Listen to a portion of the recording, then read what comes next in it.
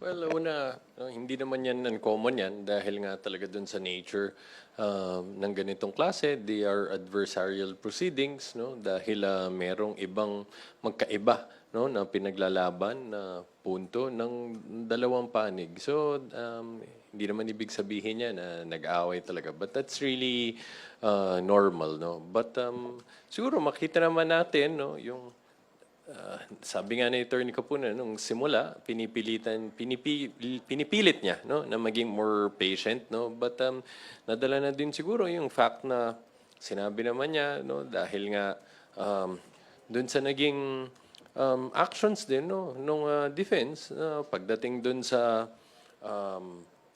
for example, yung magmula dun sa pre-trial, they've been adamantly refusing yung request to just compare documents hanggang nagkaroon na nga ng kautusan galing sa presiding officer, no, na hindi pa rin ginawa. So, syempre, those things add up.